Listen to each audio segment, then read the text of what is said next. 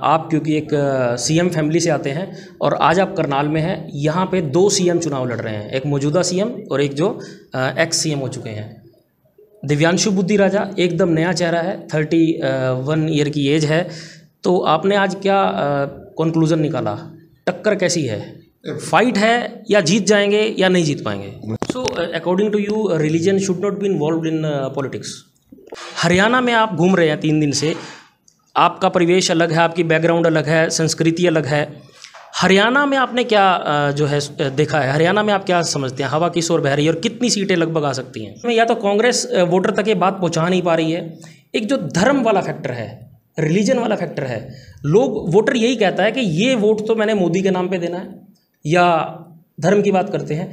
इस चीज़ को आप कैसे देखते हैं? क्या जो कांग्रेस है ये बात सही तरह पहुंचा नहीं पा रही है? मोदी जी मंच से बोलते हैं कि वो आ जाएंगे तो पर्टिकुलर एक धर्म का नाम लेके बोलते हैं, मतलब धर्म के ऊपर जो चीज़ें हो रही हैं आप सब जानते हैं। मैं उसके ऊपर आपका विचार जानना चाहता हूँ, आपका क्या टेक है? मैं नंगे पैर चल रहे थे तो नॉर्थ की तरफ आया, ठंड बढ़ता गया, मैं 2 घंटा लेट शुरू कर दिया क्योंकि मैं नंगे पैर इतना ठंड में नहीं चल पाया। नमस्कार, हाल हरियाणा में आपका एक बार फिर से स्वागत है। मैं हूं आपके साथ पीयूष गुंबर। जानते हैं आप कि आज चुनाव प्रचार बंद हो चुका है। 48 घंटे के बाद पोलिंग होगी। जो छठा चरण है मतदान का वो हरियाणा, दिल्ली और भी कई क्षेत्रों में होगा। करनाल सीट जैसा कि आपको हम दिखा रहे हैं, लगातार प्रचार चल रहा है और आज प्रचार के अंतिम दिन सभी राजनीतिक दलों ने अपनी पूरी जान फूंक दी है। अलग अलग राज्यों से जो प्रचारक हैं या हम कहें कि स्टार कैंपेनर हैं, वो अपनी अपनी पार्टियों के लिए, अपने अपने दलों के लिए अलग अलग राज्यों में कैंपेन कर रहे हैं। कांग्रेस के एक स्टार प्रचारक हैं जो इस समय आप फ्रेम में देख रहे हैं हमारे साथ, एक बहुत ही बड़ी शख्सियत हम कहें, शायद आप नहीं जानते होंगे लेकिन हम इनका परिचय आपको कराते हैं। पुदुपल्ली सीट है एक केरल में, वहाँ से विधायक हैं, चैंडी ओमेन इनका नाम है और इनके फादर थे ओमेन चैंडी, जो कि 2 बार केरल के सीएम रह चुके हैं, यानी कि ये सीएम के सुपुत्र हैं। 2004 से 2006 सीएम रहे, फिर 2011 से 2016 दोबारा सीएम रहे। उस बीच में विपक्ष के नेता रहे जब इनकी पार्टी सत्ता में नहीं आई, और अब सितंबर से जब केरल में चुनाव हुआ तो ये वहाँ से उसी सीट से विधायक हैं जिस सीट से इनके पिताजी विधायक थे। आज ये करनाल में थे क्योंकि 3 दिन लगातार इन्होंने हरियाणा में जो प्रचार किया, इससे पहले उत्तर प्रदेश में किया, अब इसके बाद क्योंकि अंतिम चरण में पंजाब में चुनाव है 1 जून को, अब ये आज रात को ये पंजाब के लिए रवाना हो जाएंगे। तो फरीदाबाद, जींद होते हुए आज करनाल में हम कहें कि अपना इन्होंने पूरा जोर लगा दिया। तो आज हमारे इस कैमरे पर, हमारे इस मंच पर आप सबके लिए मुखातिब हो रहे हैं। हमारे साथ आपका स्वागत है चंडी जी। नमस्कार, धन्यवाद। मैं ये जानना चाहूँगा, हर दल अपना पूरा जोर लगा चुका है और आपसे बात करना इसलिए भी काफ़ी महत्वपूर्ण हो जाता है क्योंकि आप पूरे देश में घूम रहे हैं एक स्टार प्रचारक के रूप में। कांग्रेस पार्टी और जो राहुल गांधी की एक कोर टीम है हम कहें इलेक्शन से संबंधित या पार्टी की, उसके आप एक मेंबर हैं। क्या रुख देख रहे हैं? अलग अलग सर्वेज आ रहे हैं और आप तो घूम चुके हैं, क्या लगता है? नहीं, इतना चलने के बाद मैं तमिलनाडु गया, कर्नाटक गया, फिर रायबरेली राहुल जी के पास, राहुल जी के चुनाव के लिए, और दिल्ली, आज हरियाणा। तो मुझे कोई शक की गुंजाइश नहीं है।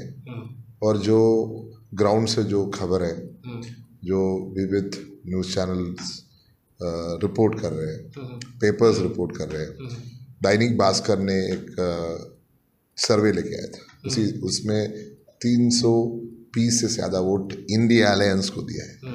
तो मेरा मानना है उसी डायरेक्शन में पूरा देश सोच रहा है, उसी डायरेक्शन में हवा जा रहा है। तो हमें पूरा यकीन है इंडिया अलायंस को बेहतरीन जीत मिलेगा। उस जीत इस देश को और सशक्त कराएगा। हम भी लगभग जब से चुनाव शुरू हुआ है कवरेज कर रहे हैं और मीडिया रिपोर्ट्स भी आप देख रहे हैं, लेकिन फिर भी भारतीय जनता पार्टी के जो शीर्ष नेतृत्व है वो इस बात को मानने को तैयार नहीं है। वो कहते हैं जब नतीजे आएंगे 400 नहीं तो फिर भी हम 400 के करीब तो पहुंच ही जाएंगे। हम पूर्ण बहुमत से तीसरी बार दोबारा सरकार बना रहे हैं, वो इतना कॉन्फिडेंस उनके पास कहाँ से आ रहा है? हर पार्टी को अपना इवैल्यूएशन है, उनका इवैल्यूएशन ही होगा, तो मैं उसके ऊपर टिप्पणी नहीं करना चाहूँगा। लेकिन जो ग्राउंड रियलिटी है, देखो आप राहुल जी के हर मीटिंग में इतना भारी भीड़ है, इतना भारी लोग आ रहे हैं, कंट्रोल भी नहीं कर पा रहे पुलिस, इतना यूपी में हो रहा है वो। एक आप देखो हरियाणा में, देखो हरियाणा में अभी क्या लोग बोल रहे हैं, 5, 7, 10 सीट भी लोग बोल रहे हैं कांग्रेस पार्टी के लिए। तो मुझे पूरा विश्वास है एक ट्रेंड बन गया है। वो ट्रेंड का शुरुआत साउथ से हुआ, जहाँ पे फर्स्ट फेज में अपना काम हुआ था और इलेक्शन हुआ था। उसके बाद अब पूरा देश में ये फैल रहे, वही ट्रेंड पूरा देश में है। आप साउथ से आते हैं जहाँ पर भारतीय जनता पार्टी मेजोरिटी में नहीं आ पाती है, और अब आप हरियाणा में आए। यूपी तो एक मेन हिंदी बेल्ट लाइन है और यूपी से जो भी मेजोरिटी ले आता है वो सरकार बना लेता है। हरियाणा में आप घूम रहे हैं 3 दिन से, आपका परिवेश अलग है, आपकी बैकग्राउंड अलग है, संस्कृति अलग है। हरियाणा में आपने क्या जो है देखा है? हरियाणा में आप क्या समझते हैं, हवा किस ओर बह रही है और कितनी सीटें लगभग आ सकती हैं? देखो वैसा, मैं मार्च 3 से प्रचार में, अच्छा, उस समय से इस समय तक हर प्रदेश में एक ही फीलिंग, केरला में हो, हरियाणा में हो। 3 दिन से जैसे आपने बोला, मैं इधर घूम रहा हूँ। आज शॉप टू शॉप किया करनाल में, तो हर शॉप में लोगों से बात कर रहे, हर व्यक्ति पॉजिटिवली रिस्पॉन्स दे रहे। तो मैं मानता हूँ यही फीलिंग केरला में मुझे मिला। अच्छा, केरला में मैं जहाँ पे मैं विधायक हूँ उधर से, और हरियाणा में जो जहाँ जहाँ काम किया मैंने, कोई फर्क नहीं दिखता। मैं 20 केरल का कॉन्स्टिट्यूंसी किया था। अच्छा। लोकसभा, हर जगह पे यही रिस्पॉन्स है जैसे हरियाणा में मिला है।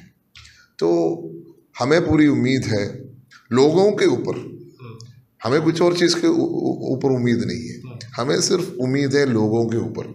लोग हमारे साथ देंगे, साथ दिया है और साथ देंगे। और लोग परिवर्तन चाहता है। परिवर्तन क्यों चाहता है कि ने बीजेपी ने अपने वादों पे मुकर लिया है। क्या बोला था हमें पहले बार? 15 लाख रुपए।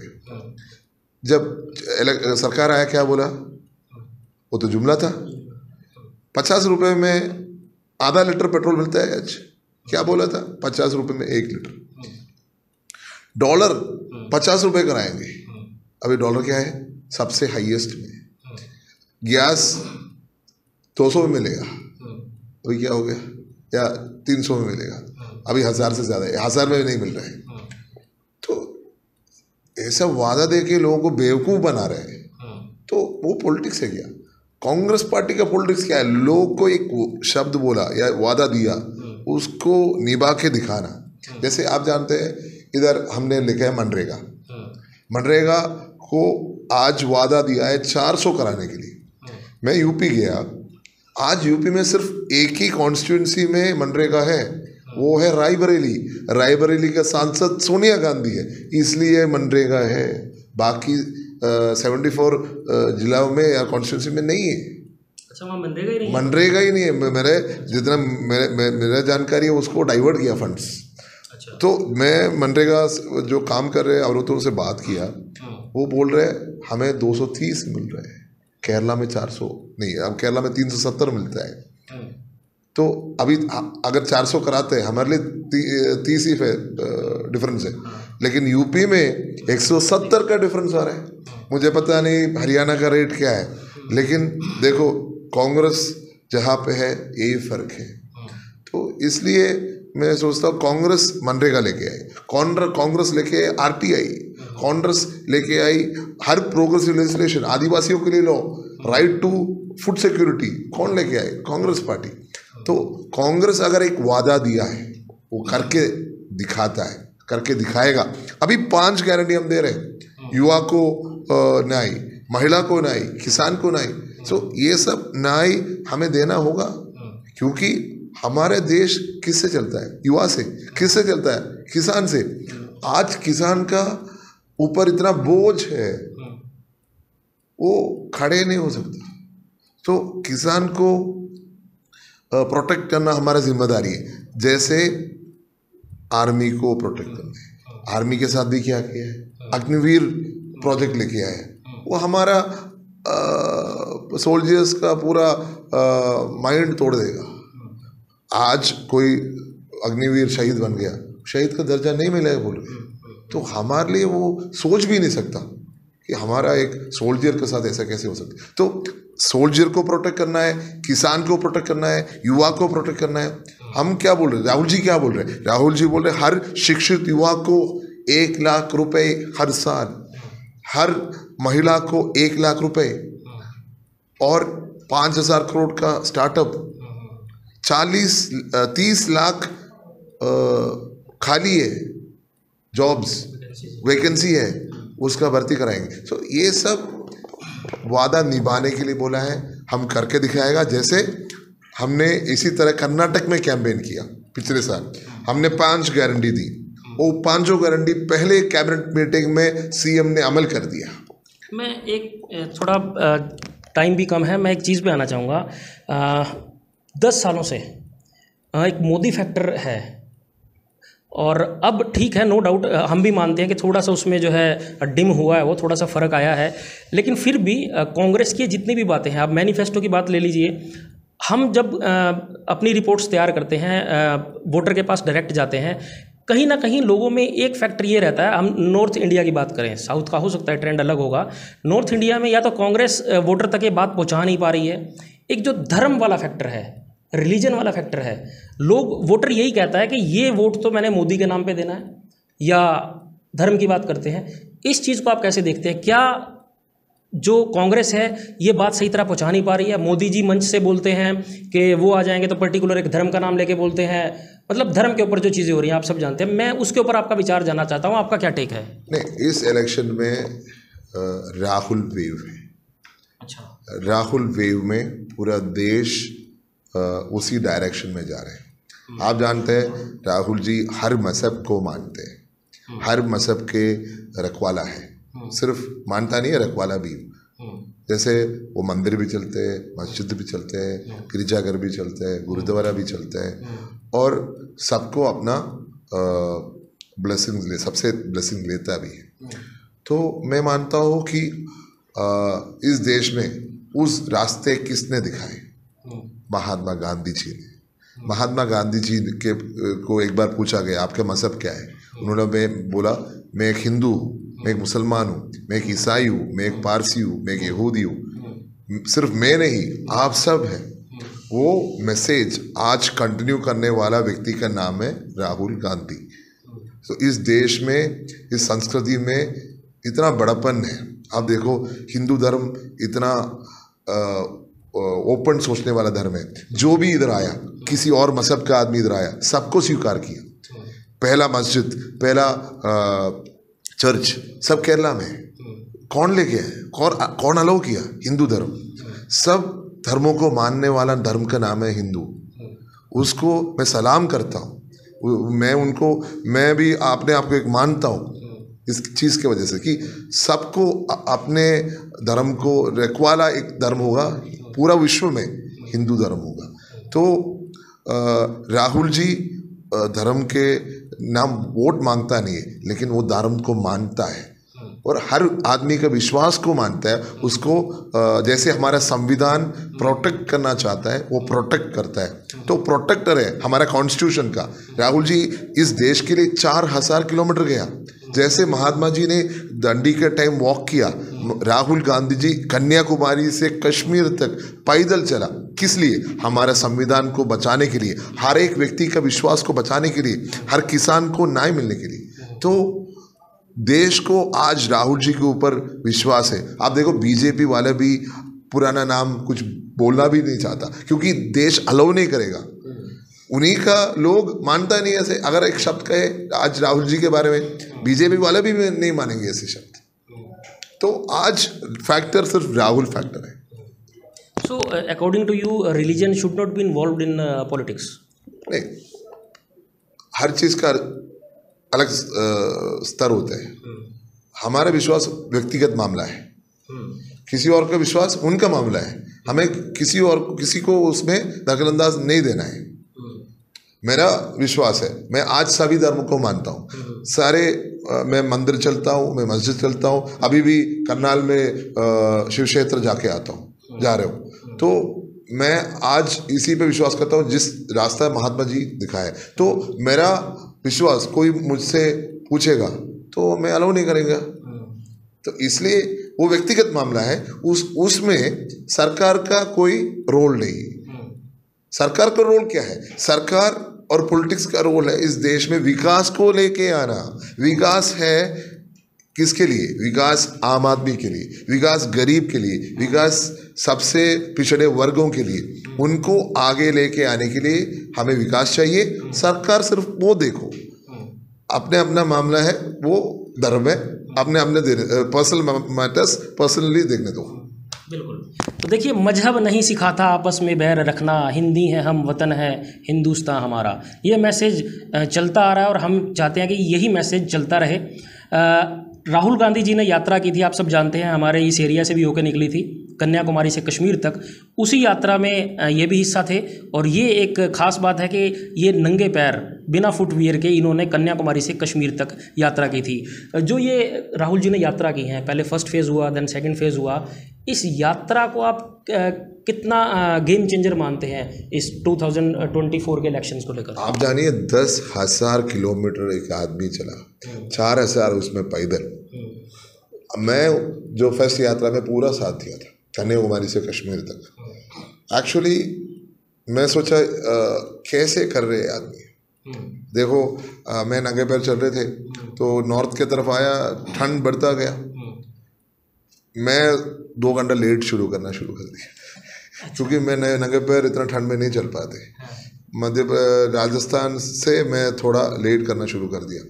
भाई साहब आगे चलते थे और 6 बजे कुछ भी हो, 6 बजे उठ के 6 बजे यात्रा शुरू, 4 बजे उठ के 6 बजे यात्रा शुरू। सिर्फ शुरू नहीं, सबसे बात करके, हर आदमी से बात करके, उनकी मन की बात सुन के पूरा कश्मीर तक चला। तो क्या डिसिप्लिन होगा आदमी में, क्या कमिटमेंट होना चाहिए उस आदमी में। आप देखो आपके प्रति, इस देश के आम नागरिक के प्रति इतना कमिटमेंट वाला लीडर पूरा दुनिया में नहीं है। एक आदमी को आप दिखाओ, वेस्ट में दिखाओ, ईस्ट में दिखाओ, कोई भी एक आदमी जो इतना कमिटमेंट के साथ पैदल चलने का या आपकी बात सुनने का कोई आदमी नहीं मिलेगा। तो इसलिए आप देश पूरा मानते हैं, देश क्या पूरा दुनिया उनको सलाम करते हैं, मानता है कि ऐसा लीडर नहीं है।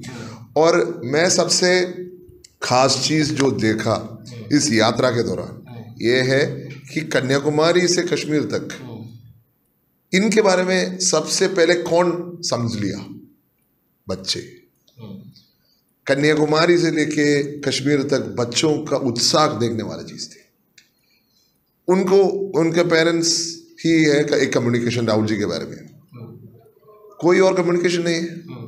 देखो कोई भी चैनल राहुल जी के बारे में अच्छा नहीं बोल रहे थे, सब उनको एक गलत नजरिए से दिखाने की कोशिश कर रहे थे। और कोई भी माध्यम नहीं है बच्चों को, लेकिन बच्चे समझ लिया, देखो इस आदमी इस देश के लिए, मेरे लिए, हमारे वतन के लिए चल रहा है। तो सबसे उत्साह उनमें थे। मध्य प्रदेश में एक जगह में ऐसा, या राजस्थान में ऐसा जगह में था, मैं थोड़ा लेट आ रहे थे, राहुल जी चला गए थे, करीब 3 घंटे हो गए, मैं पीछे था। एक खेती थी, खेती के बीच एक मिट्टी वाला रास्ता है, ऐसा क्रॉस किया होगा। एक 30 बच्चे फ्लैग लेके राहुल जी का नारा लगा के उधर एक रैली निकाल रहे थे। राहुल जी तो चला गया, देखो इतना उत्साह थे बच्चों में। तो पूरा देश आज समझता है कि कोई हमारे बारे में सोचता है, सिर्फ राहुल गांधी जी है। इसलिए इस इलेक्शन में इस यात्रा का बहुत बड़ा योगदान है और इस यात्रा ने पूरा राहुल जी के बारे में जो इमेज था बदल दिया है। फाइनली लास्ट क्वेश्चन, आप क्योंकि एक सीएम फैमिली से आते हैं और आज आप करनाल में हैं, यहाँ पे 2 सीएम चुनाव लड़ रहे हैं, एक मौजूदा सीएम और एक जो एक्स सीएम हो चुके हैं। दिव्यांशु बुद्धि राजा एकदम नया चेहरा है, 31 ईयर की एज है। तो आपने आज क्या कंक्लूजन निकाला, टक्कर कैसी है, फाइट है या जीत जाएंगे या नहीं जीत पाएंगे? मुझे पूरा उम्मीद है दिव्यांशु जीत जाएंगे। उसी हिसाब से हमें रिस्पॉन्स मिल रहा है। हम करीब 100 शॉप्स गए थे, सारे जगह पे उनके लिए एक पॉजिटिव अप्रोच देखा। तो इसलिए हमें पूरा उम्मीद है। उससे पहले मुझे लगता है गवर्नमेंट में भी एक मीटिंग भी कराया था। तो उधर भी लोग इतना भारी भीड़ से आ रहे थे। मुझे ऐसा लग रहा है एक दिव्यांशु के फेवर में एक वेव है। इस चुनाव कांग्रेस पार्टी जीत जाएगा। इधर दिव्यांशु जरूर पार्लियामेंट में होंगे। ठीक है, बहुत बहुत धन्यवाद आपका। तो ये हमारे साथ है चैंडी ओमन, जो कि विधायक हैं केरल से। कैसी लगी आपको ये आज की चर्चा? चुनाव प्रचार ऑन ग्राउंड बंद हो चुका है और अब 2 दिन हैं, ये आप लोगों के लिए है। हर एक पार्टी के जो कार्यकर्ता हैं, नेता हैं, आप तक आए होंगे, आप तक उनका मैसेज आया होगा। अब 2 दिन शांति से आप लोग सोचिए किसको आपने वोट करना है। देश के लिए, अपने लोकल मुद्दों के लिए बहुत सारे फैक्टर्स हैं। हर एक फैक्टर को अच्छी तरह एनालाइज कीजिए, पर्टिकुलर कैंडिडेट को अच्छी तरह एनालाइज कीजिए, फिर जाकर अपना मतदान कीजिए, क्योंकि ये मतदान 5 साल के लिए आपके क्षेत्र का और आपके देश का भविष्य तय करेगा। आप देख रहे हैं हाल हरियाणा। मैं हूं आपके साथ पीयूष गुंबर। जो कोई भी फर्स्ट टाइम हमारे इस प्लेटफॉर्म पर आया है, फेसबुक को भी फॉलो कीजिए, यूट्यूब को भी सब्सक्राइब कीजिए, ताकि आगे आने वाले जितने भी वीडियोज़ हैं डायरेक्ट आपके फ़ोन के माध्यम से आप तक पहुँचते रहें। धन्यवाद।